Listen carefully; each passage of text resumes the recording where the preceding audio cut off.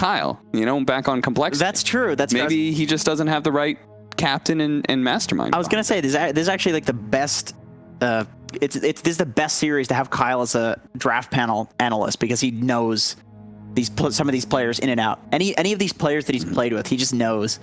All right, let's talk about our own analysis for a bit, because I feel like both you and I were on the same mindset, which was Alliance was looking good. Yeah. In game one, we both thought they were winning. I would even say that we probably both thought they were going to win. I did. Okay, this Sven is really far ahead. He's got this Aghanim Scepter. He's just going to get on top of the Arc Warden. And that didn't happen at all.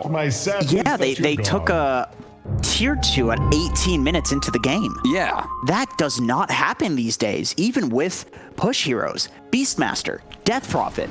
It doesn't matter what you have. Tier 2s are extremely difficult to take unless you have some supremely good early game. In Alliance, they were looking really good. So my question is, were we misreading the matchup and how that goes in the Io Sven versus Arc Warden? Do you think it's entirely about the supporting cast? Because clearly Alliance feels that way, where they just kind of like redrafted the same thing and said, okay, let's go again, but with just some different heroes behind it. Yeah, that would definitely depend on who you ask, I think. Okay. But I'm asking you. I still think Sven is good. I still think Sven is good against the Arc Warden. Okay. I would say it's a supporting cast. That's my personal opinion, but clearly EG thinks that against the Sven, the Arc Warden is great. Maybe it's the game. The way that Sven wants to play the game is conducive to how Arc Warden wants to play the game, and Sven's timing is just nullified by Arc Warden's timing. That's what I would assume their logic is, something along those lines. But I personally like the Sven. Okay. And we can at least agree they've got better heroes to get on top of the Arc Warden this time around, right? We've got Centaur, who enables everybody to go at him. We've got the Death Prophet, which I'll be honest, I'm slightly concerned about the Death Prophet not having the clear saves, right? Because Io being paired up with the Sven oftentimes may not be able to help the Death Prophet. The only other defensive mechanism we have is Stampede. Right. He's got to get some items this game. I think he needs a Blink. I think he needs a Yules, BKB.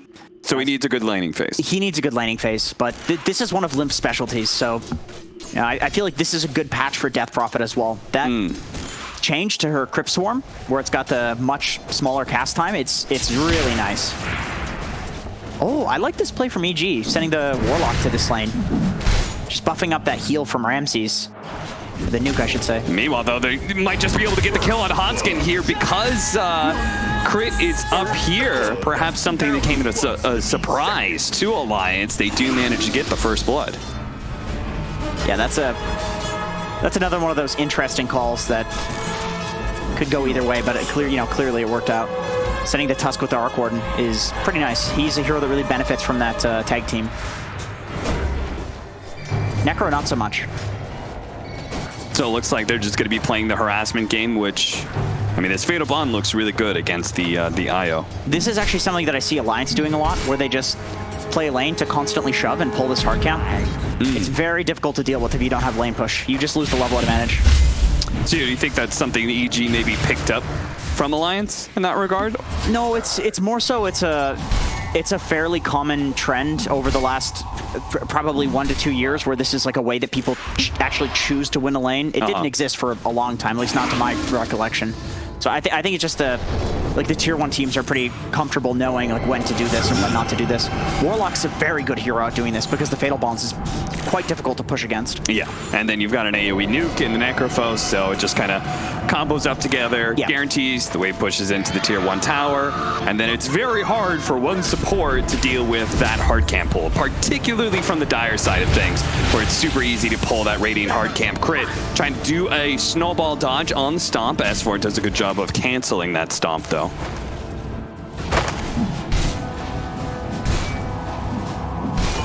Ooh, he wants that last hit. You got it. He's got all the last hits, it looking like. Very nice. Still not happy with his regen, though. Fortunately, at least Io is able to make efficient use of the regen, but it still is looking really rough. And speaking of rough, GPK continuing to be shoved back. Once again, the stomp being fake pumped out. Does manage to hit the stomp eventually on a crit, but it's too late. Hanskin has already taken the damage and goes down again. He's suicide. Yeah, he's going to suicide and gets the courier on the way. So that's actually a nice little combo there. Yeah, that was really nice. I mean, I don't think he expected to get the courier, but you know, just a little gift there. No, most of the time when we see supports do that, they like go and cut around and die to the tier 2 to not give up experience range. Why do you think it was so important for him to die right away? I think Tusk is a hero. You can just run up, pop tag team, snowball. Okay, maybe this is why. Maybe GBK needed the extra assistance. He needed a refill on the bottle. Yeah, this is always nice. I mean, especially on a Tusk that wants to run around anyway. I mean, he's perfectly fine with this. He doesn't have boots, but still 315 base move speed hero. Yeah, it's pretty fast. He's even bringing Wraith Band components to RTZ too, so he's really functioning as a courier here, making a lot of use of the death, just like you said. See if in turn Arteezy's able to get all the last hits on this hard camp just like Nico Baby was. Back over to mid lane, GPK gonna be chased out again and again and again by that Spirit Siphon. Super annoying. Fly will take the Arcane Rune right in front of Limp's face. Very good rune control. EG, both of these games have had great rune control, which is especially important because Limp is doing an extremely good job in this mid lane matchup. I don't think this is Ultra Death Prophet favorite, but he is just playing mechanically very well here, pushing the Spirit Siphons to the limits.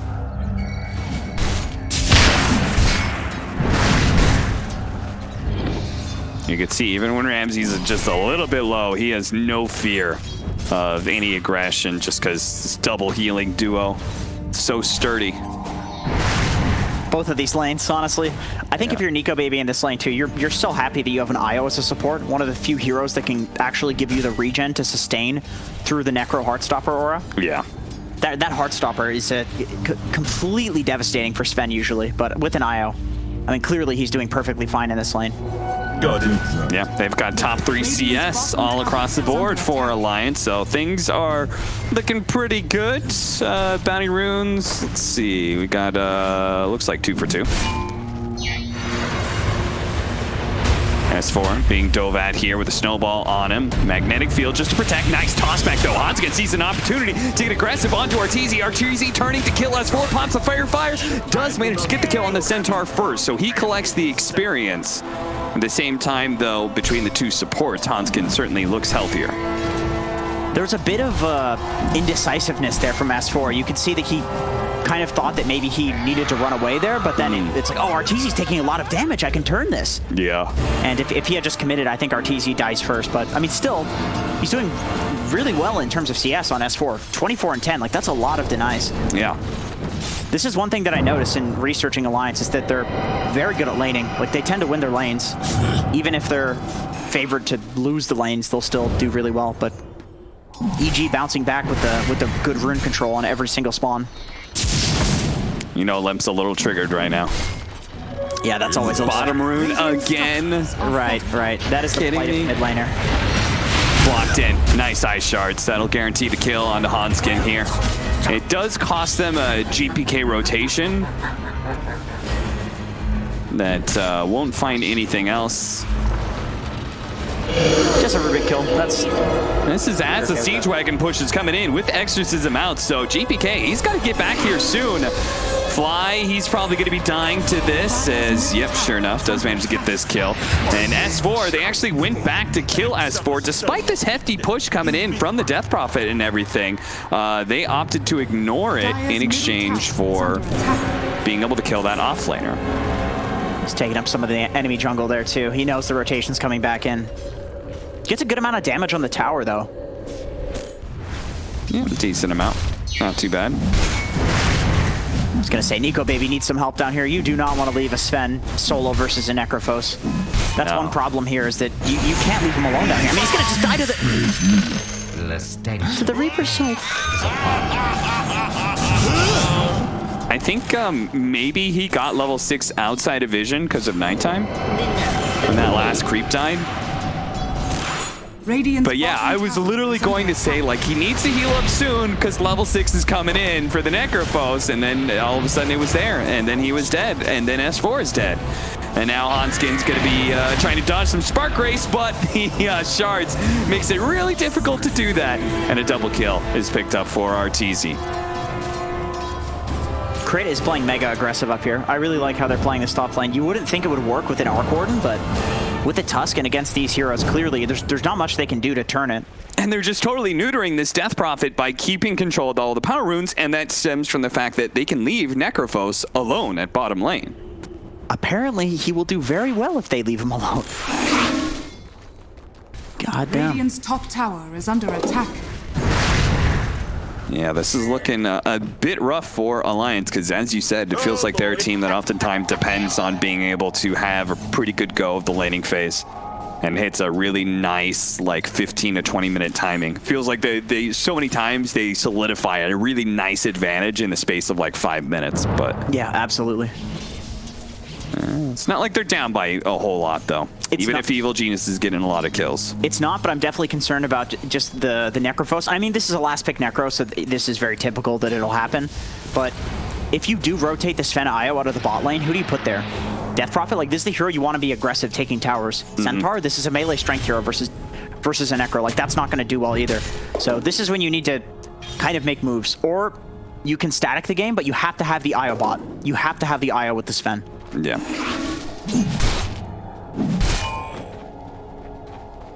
Radiant's bottom tower is under attack. Chipping away at that bottom tower.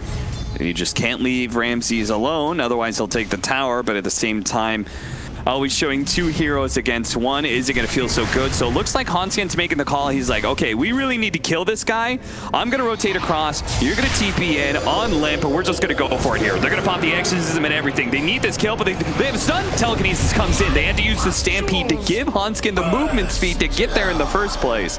But it all comes together in the end. And even better, Evil Geniuses was making a rotation at the same time. A rotation that now is going to maybe result in nothing. Dire's bottom tower is Yeah, that's a really good answer. Okay, fighting the runes. Yeah, they're going to fight for the Bounty Rune here. Might be able to get the kill on Hanskin. Yeah, he quickly gets taken out by the punch from Crit, who already has his level 6 before the 10-minute marker. Now GPK looks to be able to... Okay, never mind. Doesn't try and run them down even further. Takes the one, gets out, does have an Arcane Rune waiting for him in the river. So, I really like that move from Alliance. I think that's... They needed to do something like that. Alliance is very good and creative at making these sorts of moves where there's some sort of stalemate going on. It's not good for them, and then they break it. They tend to be good at this. But the problem is, you don't take an objective if you fight in your own safe lane, because it's your safe lane. There are no objectives near it to take, and the tower that you can take isn't important. Oh, look at that. They're relocating into mid. While they don't have the Ember Spirit here, they're going to try and run down RTZ on this Arc Warden, and they might be able to get the kill, but Nico Baby's going to be in some trouble, especially as the Golem is dropped on top of him. All that movement speed, trying to get away, the relocate back out, it'll be enough. Nico Baby is put into the saving grace of the IO, but Hanskin, well, he's left alone underneath this tier 1 tower and will die. Maybe gets the revenge kill against Crit, but no, he gets the tower aggro off of him. And Ramses, meanwhile, just calmly pressures this tower again and again and again, and back over to mid lane, where they rotated the IO Sven. They ran back to mid. They said, forget bottom, we're giving that tower up. We're going to make sure our mid tower is defended. Yeah, I would say this is a good trade for Alliance. Just breaking down the lanes, having this top area accessible to them, where they don't just have to choose, like, okay, do I send a Centaur versus a Necro, or do I send a Sven versus a Necro? When you take this tower, you don't have to make that choice anymore. So I think that trade definitely favors them. Pops Stampede just in case. Okay, I think he thought probably Ember was heading up to try and kill him there. Yeah. RTZ does the trick where you pull the creeps away from the catapult, get the catapult killed. You don't have to worry about taking extra damage on the tower. It's always a nice one. Denies up that haste rune. That's always something to me that speaks to how fast these tier 1 players like to play. Is when they deny something like a haste. It's literally 2 feet away from them, but they're like, this is if I walk to this is enough time for you to kill me. Yep. Like that to me just speaks to how fast they give respect to the enemies that they're gonna play. Yeah. No, you see it all the time. It feels like that's become more and more a bigger deal. Is that just power runes getting denied over taking the risk of picking it up yourself when it really wouldn't change anything. What is a hasted Rubik going to do here? Probably exactly. Not that much. Right, not that much. GPK, phase and drums for him. Nico Baby already has the Mask of Madness. Was that an Echo Saber or BKB he was building? Oh, S4 gets caught out. 5 to 12. but a very even net worth, so. Crit's got boots, medallion, Blightstone. So he is really going for that extra minus armor. Yeah. Possibly building into an eventual Deso, but you know, even if you don't do that, the Blightstone is still quite effective, especially when it comes to amplifying your team's damage with, with the tag team.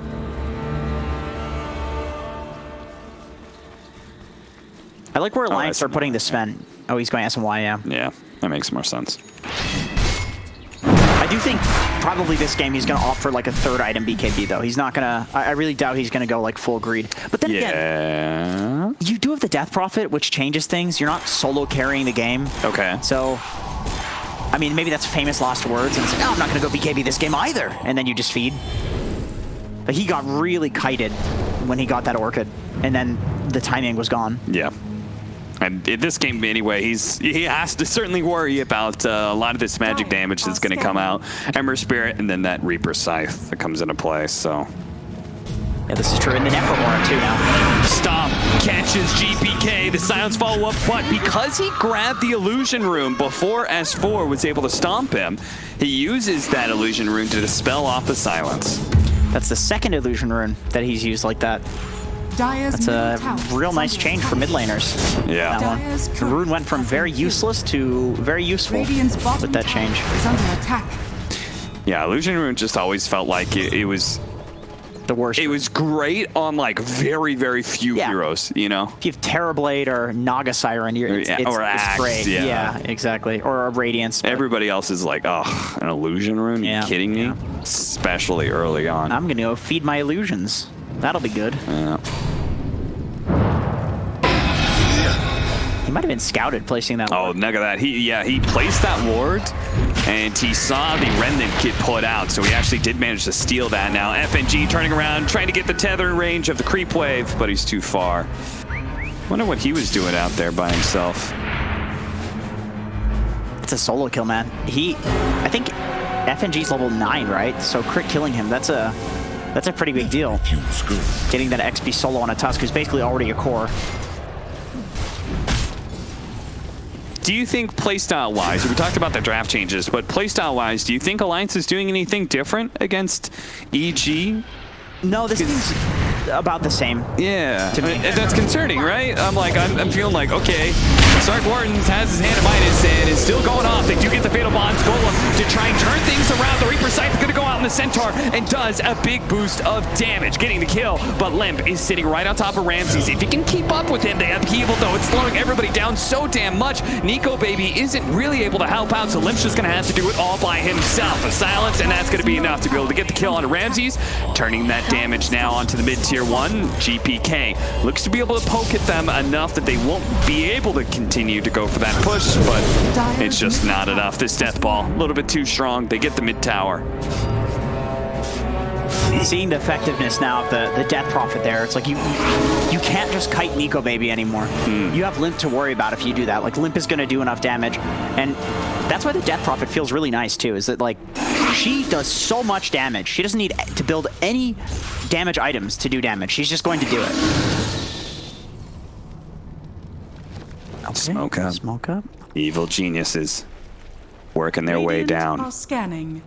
A bit surprised. I mean, I guess they have Ember Spirit. I was just like, they just use Golem and stuff, but they're just going to keep going because Alliance, they already used Exorcism, we already used God's Strength. If they can catch Limp here, what a beautiful Ice Shards. That's going to be able to lock and then allow the rest of Evil Geniuses to funnel in. But no, a good save from S4. Managed to catch 2. Limpet's going to still fight Infist as he had the double Spirit Siphon. Nico Baby comes in without his God's Strength, just only a stun right now. FNG trying to heal him up, does heal him up to full, but he's still slowed down by this upheaval. It's just nasty. FNG dancing away from some of the damage, trying to keep Nico Baby alive, but he just can't. And S4, who jumped back in to try and save his carry, is going to die as well. It does a lot of damage to Ramses, but he's being healed, kept alive by the Warlock. Limp is still gunning for it, but Alliance, they commit again and again and again to try and save and get kills, and it's just not working. They've overcommitted now, and they're going to lose their entire team as a result.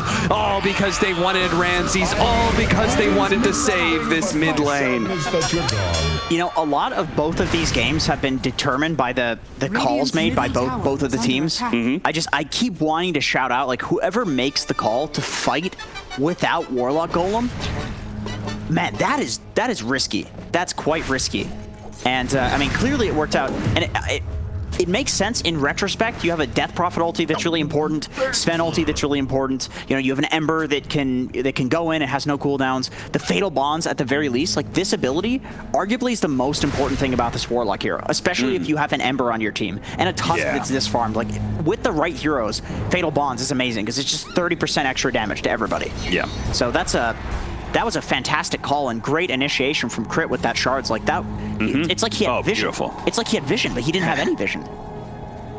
I think it, like, to talk about your point there, I think it would just be easy for you to just be like, we've got a Arc Warden that has a Hand of Midas. We could just chill. We could just keep farming, you know? But instead, they chose to get active, just like Alliance choose to get active, using the relocate to be able to get this pick off on Crits. Not a small kill, even though he has a support, 450 gold off of that because of the mega kill streak. Yeah, so. he's huge. He's a really good kill to get. He's also instigating a lot of these fights, so... S4 has also done a really great job being super active in these games, or in this particular game. He's been hitting big stomps in all of the fights with counter-initiating. That's one thing about having a Centaur with a Wisp, is that you have the old combo of just a guy that blinks in and stuns somebody, and you have to relocate to anywhere. They're going to use the Stampede here because they spotted Fly. They're going to be able to catch up to him. Kill him before he can get off the Golem, before they can plan a team fight around him, and then use this positioning to try and take that mid tower, or bottom tower, excuse me. Glyph goes off. I wonder if they're still going to stick around. I'd be tempted to. They do have some abilities. You know, they've got the Sven ult still. Oh, he didn't go for that SNY. He did go BKB second item. Okay, it feels like that makes sense. Given how the last game went, I could see why he opted to go for that. The game was looking really good, and then he picked up an Orchid, and then he got kited, and then the game looked horrible. So I could absolutely see why you would go to that item. Dire's bottom tower is under Just don't risk it, you know? Yeah. So this is going to be another adjustment that we see Alliance make in their decision-making tree to see if they can beat this Arc Warden in a second game. And I also like the fact that it feels like they're picking up the pace here. You know, they're just going to keep running at Evil Geniuses. They feel strong right now with that BKB. Into Rock, too. Okay, now they just push the lane in. They hope to get some sort of response to it, and they do. You know, the Warlock's down there. He's not a very fast hero. He can't make his way to elsewhere on the map, so now would probably be a good time to smoke. Very aggressive wards on both sides of the table here. You could see Evil Geniuses, triangle ward, another ward behind the tier 2 at bottom lane. Meanwhile, Alliance, with their aggressive move, was able to get some aggressive vision down into the enemy triangle as well. But did get counter-warded, so they're left with a little bit more, not quite as deep vision as EG was able to pick up. That's one thing that I noticed in researching Alliance, is that they tend to get really good deep wards down that don't get dewarded. They place like really fringe wards, ones where they don't exactly give the best vision, but you'll always see people running through that area, so you know where they are. And they'll do it like literally without smokes. They'll just have a support literally run in face first. It's like, if I die, I die, and then that often works. 3-man smoke up from Evil Geniuses here as they shadow Ramses. He pushes in the mid lane. Feel like they're just going to run up into this triangle area. Yeah, they do manage to catch S4 initially here. The Reaper Scythe will put him down into the grave. He's gone for a minute. The rest of Alliance were TPing in pretty quickly here. GPK just poking at this Rubik. Now the rest of the team is still kind of looping around. They get a ward up on their own high ground here. I don't know if Alliance can take the stack with S4 being dead. This is, I mean, if they can take this, it's really good for them, because this is farm right in front of EG's face. Wow, what a very ballsy call. And the funny thing is, we just saw S4 do exactly what Ramses was doing in the previous game, but unfortunately without a BKB, it's not just like a free get out of jail. Yeah. He doesn't have that, but the positioning was still really great. Obviously, the person you want to pick off there is Nico Baby. Yeah. But S4 says, no, you're going to kill me. You're going to kill some useless Centaur. You're going to use the Necro ulti on me. Yeah. Like, that's the dream for an offlaner. It's kind of boring, but that's what you have to do. And it would have worked perfectly, except Evil Geniuses had this ward. They still have it that is in the triangle. They saw S4, and that led into GPK being able to get that slight change from the low ground, so there was no opportunity for S4 to be able to break the smoke and blink away. True, true. If it was blind, he could probably just press ult and run. I would say those 2 wards have been causing a lot of havoc for Alliance. Those 2 wards that Evil Geniuses has managed to keep up. They managed to get the kill on the Rubik here. GPK is getting very, very big. At the same time, though, Nico Baby almost completed his Aghanim Scepter, and that is obviously going to be a big, big window for Alliance to start aggressively taking fights into EG. See if they can turn this game around because, yeah, you can see it right there. The win probability, it doesn't feel that different from Game 1, Jenkins. In fact, in many ways, it feels worse because it felt like Alliance was ahead at 20 minutes. And here, it's Evil Geniuses ahead. They're going to relocate down to the bottom lane. They do have the help of the Stampede to be able to run over Arteezy here. Get on top of him, get inside the bubble, and start swinging. Arteezy trying to get saved here, but no, S4 is there. Managed to get the stomp. Nico Baby, they actually leave him behind, not tethering up to him. He's going to try and fight it out, but the BKB's worn out now. He can just be Reaper's Scythe. Ramsey's is going to go for it, gets it off just in time before Limp could stop it. Limp starts putting out some damage onto Ramses. Ramses, though, getting the heal off of the kill, plus the Essence Ring, plus the Warlock. He is not an easy target to bring down, but eventually he will get caught. He will go down, and they're going to be able to catch one more. It's going to be Crit trying to hide in the trees, trying to TP out, but a good Yule Scepter puts a stop to that. Good play from Alliance. Just as we said, with an Aghanim Scepter, they can maybe turn this game around. Apparently, they don't even need it. A big win. Man, once again, I love these calls from Alliance. That was literally just a relocate. That's it. They're like, dude, he's out of position. He's on his own down here. They just relocated Sven, no setup whatsoever. They literally just relocated Sven in there to kill Arteezy, knowing that he's alone. Because they have the ward. They see that there's nobody else there behind him. Yeah. So it's a tad risky because it could still be a bait, but they just say, screw it, let's go. Yeah. I don't think Arteezy really gave them that kind of opportunities last game. No. Because he was like, I remember watching him, and it was like he was always farming like triangle or around a tier 2 or something like that. I don't really remember him putting his hero out there, so. And he just picked up a blink, Arteezy. Oh, he doesn't want that to happen a second time. Yeah. And once again, you have this Sven stun that you need to disjoint. This is the way you deal with it. So having the 2 disjoints of the BKB and the blink is going to help out. But man, you really don't see that play anymore, where it's literally just a flat IO relocate, nobody set up. Like that was when IO first came out. That was how everybody was doing it. It's been so long since I've seen that though. Smooth little move there from GPK just to take one creep wave with him as he leaves the top lane. BKB completed with that. Radiant's middle tower. Tempest Double was pushing into that mid-tier 2. Nico Baby says he's got to go address that. Alliance looks a little bit more chill in their farming. Maybe that's just because, as you were pointing out, I mean, there's a big difference between having a Death Prophet and a Jakiro mid, right? You've got a core you can kind of rely on here. Yeah, they're definitely a lot more comfortable going late, and they have all their tier 2s up too on Alliance, so you can, you know, if you take one tier 2 right now, you can just take the outpost. Smoke in, Nico Baby. He needs that opening. Somebody give him the vision. He tries to go straight into Ramses. Looks like with the magic damage, they're going to be able to pop him. Crit's going to be up next. Snowball buys him just a little bit of time here. Going on to Limp, but obviously he's very unlikely to make it out. Maybe he is. Fly's going to turn around. Oh, the Fatal Bonds, and look at that damage. The support's just getting wiped out almost instantly, and Limp, he's taking a whole heap of damage here. Nico Baby's going to turn around. Not scared of GPK one bit. FNG coming back in. He fought back. He relocated back in, and he's going to die back with that, and Limp's going to go down as well. He couldn't even save his core. He can't save Nico Baby either. He's guided to infinity. Crit running literal circles around Alliance as Arteezy gets the ultra kill to wipe Alliance for the second time in this game. That Rock Fatal Bonds, I wish I could see the Maelstrom damage because there was so many Maelstroms chaining around, and then the Fatal Bonds, and then there was also the Mjolnir from Arteezy on both of the clones. It was just so much damage all at once from that Warlock. Here it comes. Here's that moment. Fatal Bonds. They're all grouped up. Boom. 5-man Rock. What a hit from Fly. It looks like pure damage when it's that much damage all at once. Yeah. They're gonna be able to grab the Aegis. MKB now complete for the Arc Warden. Feels like we just saw him pick up the Blink Dagger and see his farm. It's beginning to just exponentially increase compared to the Sven.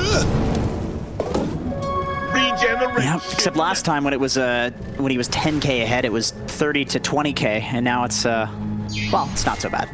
I mean, I think what we were hoping to see, Jenkins, was that Alliance would make the adjustments that would beat the Arc Warden with this strategy, and instead it looks like the opposite. It looks like Evil Geniuses just got more practiced with this Arc Warden combo that they ran and look even better on. Yeah, I mean, they've made the adjustments as well. You know, they've got this Warlock, Necrophos, Ember Spirit combo, which they didn't have in the previous game. Like, these heroes alone can carry a game in the late game. Yeah. And then the Arc Warden with the Blink Dagger, I think that's a really interesting pickup. If the good rock comes out, he can blink in. He can also blink the backlines like this and put so much pressure. Here comes GPK, gonna be able to lock down the two of them. S4 struggling to be able to get the jump that he wanted. Ooh, but they caught RTZ. Can they get him a second time here? They're gonna have to wait out this Aegis, but Nico Baby still has BKB. They're trying go for the jump ball save. Instead, he blinks away. RTZ is able to get a little bit farther out. Now he's gonna be Walrus Punch up in the air. Nico Baby's holding on to his BKB for now. Now pops it, starting to go for Ramses, but Ramses heals up pretty quickly, and they gotta deal with this damn upheaval. It is killing everybody's mobility, including Hanskin, who is gonna be left behind. He's gonna be the target of the Reaper's Scythe because Ramses said, by God, I'm gonna use it on somebody here. Oh man, he's dead for 100 seconds. I think that was that was a dieback into Reaper's Scythe. Man, that's an opening for EG to do basically whatever they want. Radiant's bottom tower is under Look at Evil Geniuses sweeping through up into that triangle. They've got their Tempest Double leading the way, I think that is. And GPK is not too far away either, so they're going to be able to get this one bounty rune, it looks like. So that'll be 3 for EG. Tier 3 items are up.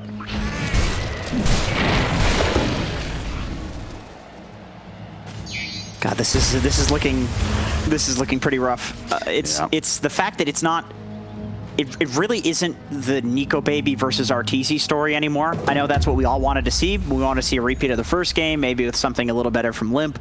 But I feel like the supporting cast of EG can almost outcarry Alliance alone, just based on the Warlock Fatal Bonds with the Ember Spirit. Like, this is such a strong combo.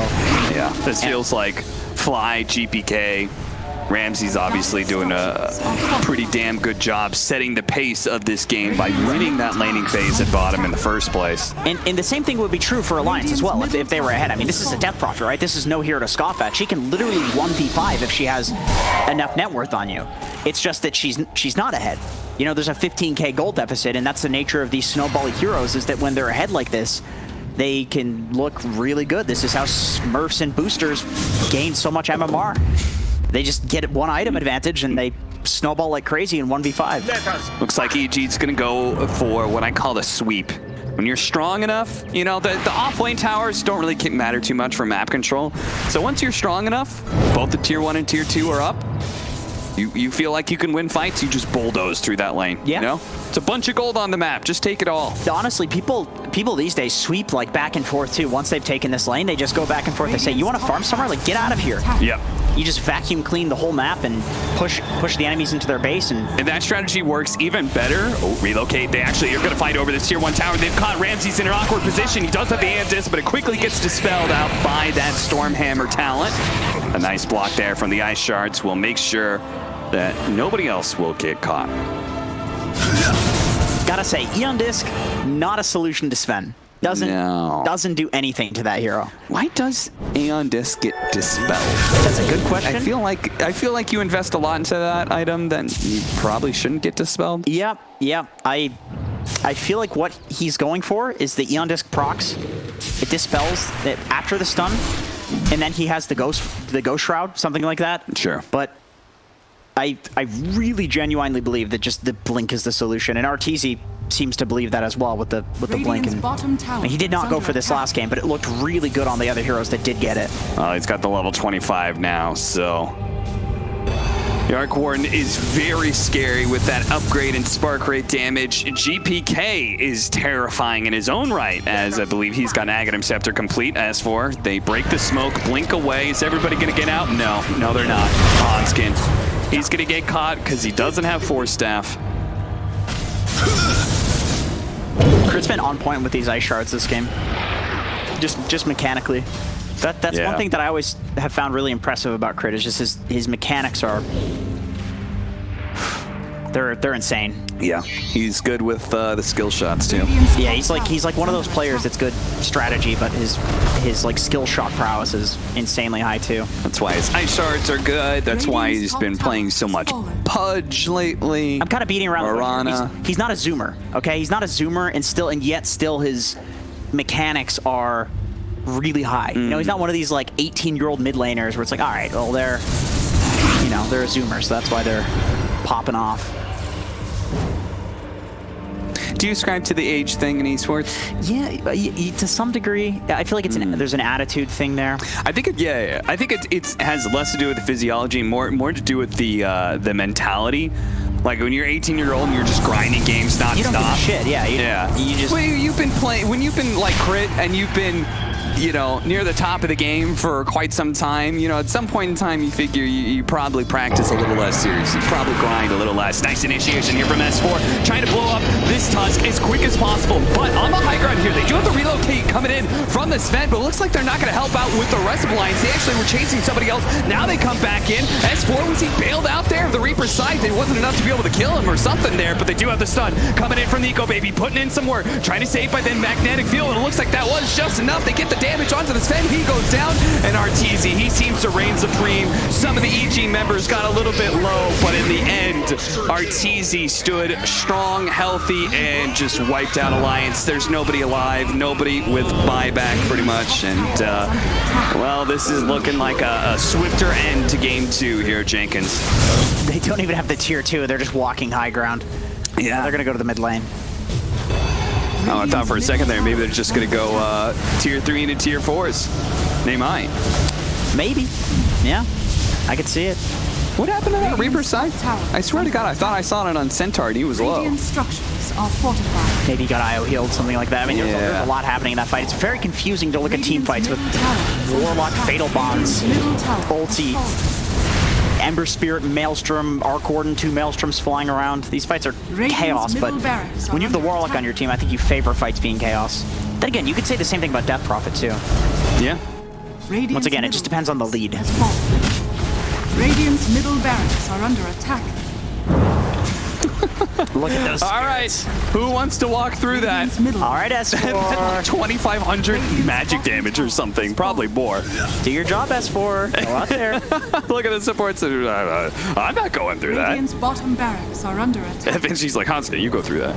Nico Baby's like, I'm going to TP out, and so is the rest of the team. They're all going to TP out here. Sven stun leading off onto the Necrophos. Aeon Disc is going to get popped here at the same time. They do manage to get the lockdown on the Ember Sphere. Not too bad, but they're not focusing the same targets. But Nico Baby got the most important target of all. That's Arteezy. This time around, they threaten him, and look at what a difference it made in these team fights. FNG, oh no, don't tell me he's going to die. No, he heals up. He's good. He's not going to die to that last Necrophos nuke. Crit spotted. The vision is given, and they get a 3rd kill there.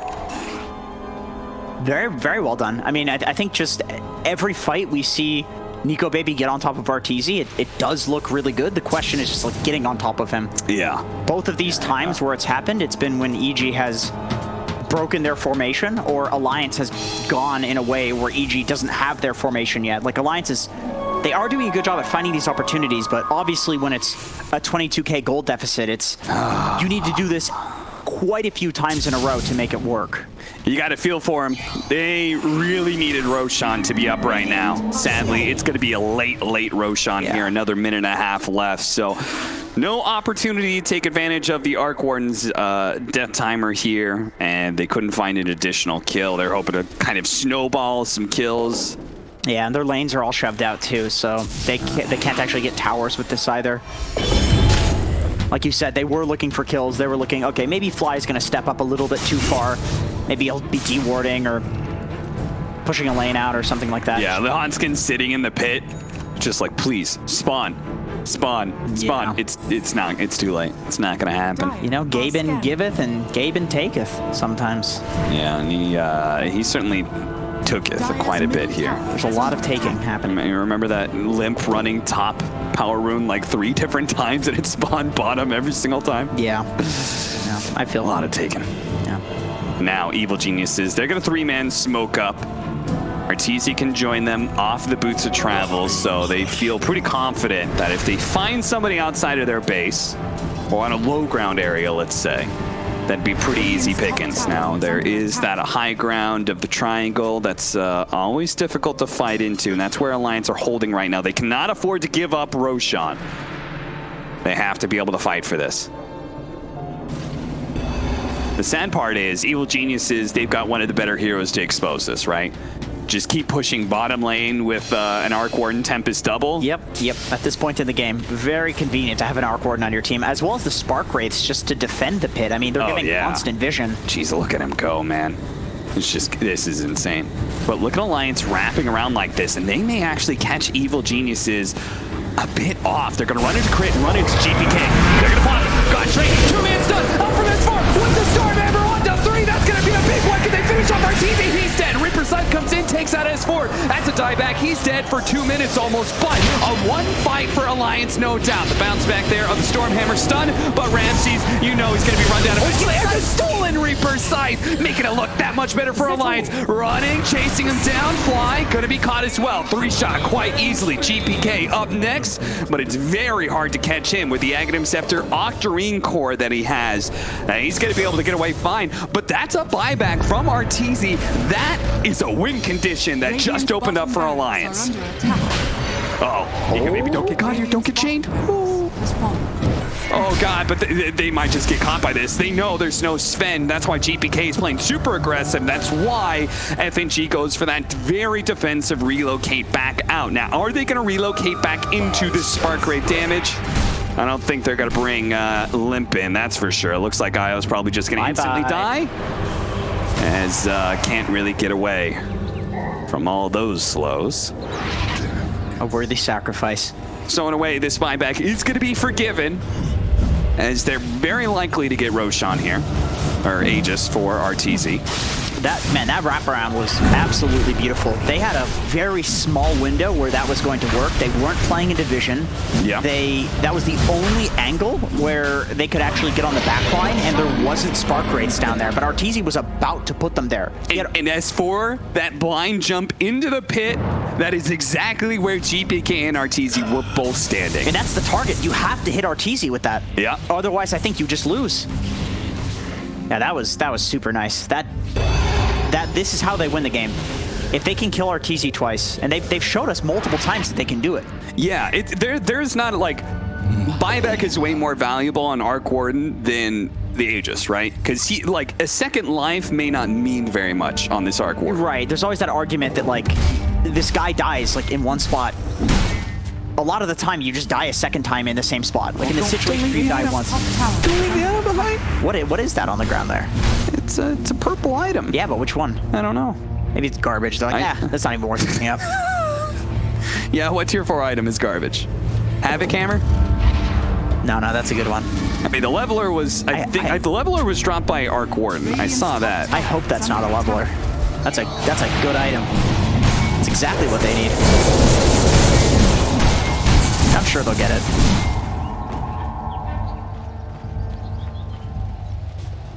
Okay, Satanic almost complete for this Sven. Very big upgrade. Ooh, Ninja Gear for S4. That is the item to get on a Blink Initiator. Okay.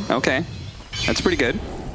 Yeah, he's stoked. I mean, that's going to help him with these initiations. And they've always been so crucial in these fights. Getting on the right heroes in the back line. Question is, can Alliance catch Evil Geniuses by surprise a second time? You can see EG already trying to give themselves every small advantage they can with this smoke up behind Ramses. It's not like Alliance is going to be surprised that they're behind this Necrophos. I think they want to do another wraparound play. It worked the first time. It worked in the first game to go on EG before they were set up in their formation. And I think they need to do that again, especially with this Aegis on Arteezy. Then again, you could argue maybe they want to just stall for the Aegis and then kill Arteezy. But by the time... Who has the magic lamp? Because it was on the Ember Spirit, and now he's picked up the Spell Prism. So I need to know who has that extra save. The Ember Spirit, he got caught up with the Reaper's Sight. The snowball save, though. It came in, and now Alliance is grouped up. And a giant hit from GPK as he is putting out the damage back and forth with those remnants. They've lost their IO in exchange for a toss, but S4 is super low. Can they catch him? Managing to blink away. He's trying to run. Looks like he's going to get out. Ramsey stumbles a little bit forward here. Nico, baby. They're going for Arteezy. He needs the vision, though. Do they have it? He sends the magnetic field onto the side. Can they get on top of him with the Necrophos? They got him with enough damage here. That's going to be life number 1, but they can't stick around. The Reaper's Sight that's coming out. The Death Prophet doesn't die to it just yet. Nico, baby, coming back in. S4 with the stop. On step 3, hits the Tempest double as well. Nico, baby's going for it. He's going for Arteezy, but he doesn't have the damage. No! Arteezy pumps it out too much. He gets the Ultra Kill. He gets the Rampage. It's not over yet, though. Alliance have the buybacks. They may have just rampaged on Arteezy, but he still has no buyback. They were so close to getting him there. EG knew they needed everybody to buy back. I'm surprised Crick didn't buy back, though. He was just confident in his team. It's like, he's fine. He's fine. What a massive counterplay, though. Death Prophet, Yule Sceptered up here. That damn Tempest double. They're holding on to Nico Baby's buyback, waiting for them to overextend. It looks like maybe this is the time, but GPK has already popped his BKB, and he's already taken out the cores. Both Limp and S4 gonna die to that assault from GPK with a little bit of backup from Arteezy. And you know they want to end this game in style. There is nobody left to help. Old Nico Baby, Arteezy diving into the fountain with the rest of their boys, and it will be a 2-0 to Evil Geniuses. Dude, shout out to Crit. What a snowball save that was from the stolen Reaper Scythe. Yeah, to keep in track of a stolen Reaper Scythe and know that he needs to counterplay them.